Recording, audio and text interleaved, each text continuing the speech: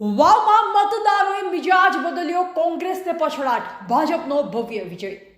પરિણામની છેલ્લી ઘડી સુધી ભારે રસાકસીનો માહોલ. આખરે 2442 મતોથી ભાજપના સ્વરૂપજી ઠાકોર વિજેતા. ભાજપના ઉમેદવાર સ્વરૂપજી ઠાકોરને 51,755, કોંગ્રેસના ઉમેદવાર ગુલાબસિંહ રાજપૂતને 89,402 મત અને બહુગર્જલા અપક્ષ ઉમેદવાર માવજીભાઈ પટેલને 27,173 મતો મળ્યા. 15 રાઉન્ડ સુધી કોંગ્રેસના ઉમેદવાર સતત આગળ રહ્યા, પણ 16મા રાઉન્ડથી લીડ કપાતી ગઈ. આખરે છેલ્લા 2 રાઉન્ડમાં ભાજપની જીત પાક્કી થઈ. ગુજરાત વિધાનસભાના અધ્યક્ષ શંકરભાઈ ચૌધરીના મતદાનની આખરી વખતની સભાઓએ ભાજપના જીતમાં મહત્વનો ભાગ ભજવ્યો. વાવ વિધાનસભાની યોજાયેલ હાઈ પ્રોફાઇલ ચૂંટણીમાં ભારે રસાકસી બાદ છેલ્લી ઘડીએ ભાજપની જીત થતાં કોંગ્રેસની હેટ્રિક પર રોક લાગ્યો હતો. કોંગ્રેસનો ગઢ ગણાતી વાવ વિધાનસભામાં ભાજપે આ વખતે ગત ચૂંટણીમાં થોડા મતોથી હારેલા સ્વરૂપજી ઠાકોરને ફરીથી ટિકિટ આપતા પટેલ સમાજમાં નારાજગી જોવા મળી હતી, જેને લઈ અપક્ષ ઉમેદવાર માવજીભાઈ પટેલને સમર્થન કરતા ત્રિપાખ્યો જંગ જોવા મળ્યો હતો. જોકે કોંગ્રેસ દ્વારા પણ અગાઉની વખતે થરાદની પેટા ચૂંટણીમાં વિજેતા થયેલા અને ગત વખતે શંકરભાઈ ચૌધરી સામે હારેલા ગુલાબસિંહ રાજપૂતને ટિકિટ આપી, જેને લઈ ચૂંટણી જંગ કસમકસ બની ગયો હતો. ભાજપના પ્રચાર માટે મુખ્યમંત્રી ભૂપેન્દ્રભાઈ પટેલ સહિત કેબિનેટ મંત્રીઓ, ધારાસભ્યો અને સંગઠનના કાર્યકરો મોટી સભાઓ, રેલીઓ અને ખાટલા બેઠકો કરી. કોંગ્રેસ તરફથી પણ પ્રદેશના ટોચના નેતાઓ પ્રચારમાં જોડાયા, જેને લઈ વાવ વિધાનસભાની ચૂંટણી હાઈ પ્રોફાઇલ બની ગઈ હતી. બનાસકાંઠા જિલ્લાના સરહદી 7 વાવ વિધાનસભામાં 2 ટર્મથી કોંગ્રેસ જીતતું આવતું લોકસભાની ચૂંટણીમાં ચાલુ ધારાસભ્ય ગેનીબેન ઠાકોર સાંસદ તરીકે ચૂંટાઈ આવતા ખાલી પડેલ વાવ વિધાનસભાનું ગત 13 નવેમ્બરે મતદાન યોજાયું અને 23 નવેમ્બરે સરકારી પોલિટેકનિક કોલેજ પાલનપુર ખાતે મતગણતરી યોજાઈ, જેમાં કુલ 23 રાઉન્ડમાં 14મા રાઉન્ડ સુધી કોંગ્રેસના ઉમેદવાર ગુલાબસિંહ રાજપૂત સતત લીડ મેળવતા રહ્યા.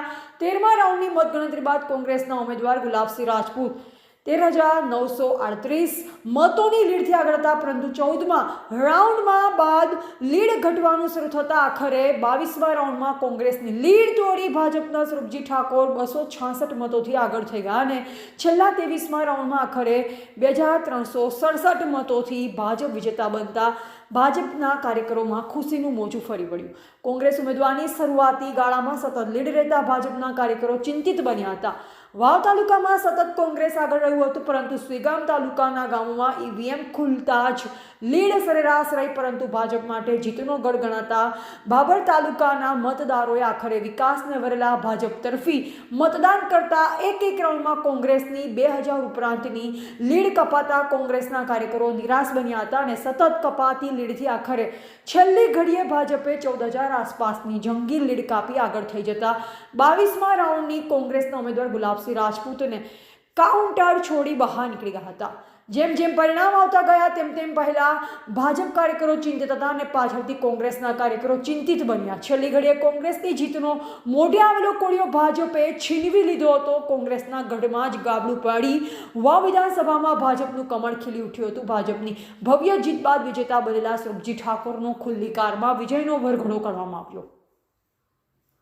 ભાજપના ઉમેદવાર જીતતા સમર્થકોએ સ્વરૂપજી ઠાકોરને હાર તોરા પહેરાવી અભિનંદન પાઠવ્યા. અંગે વિજેતા બનેલ ધારાસભ્ય સ્વરૂપજી ઠાકોરે જણાવ્યું કે આ મારી જીત નથી, વાવ વિધાનસભાના 18 આલમની જીત છે.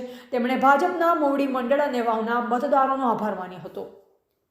સતત 2 ટર્મથી કોંગ્રેસના ધારાસભ્ય તરીકે ચૂંટાતા ગેનીબેન ઠાકોરના કોંગ્રેસના જ ગઢમાં આ વખતે ગાબડું પાડી ભાજપનો ભવ્ય વિજય થયો, જેને લઈ કોંગ્રેસની હેટ્રિક પર રોક લાગી ગઈ, પરંતુ બહુ ગાજેલા સાંસદ ગેનીબેન ઠાકોરના પિયર અબાસણામાં કોંગ્રેસને 774 કરતા ભાજપને 987 મત મળતા ભાજપને 213 મતોની લીડ મળી હતી.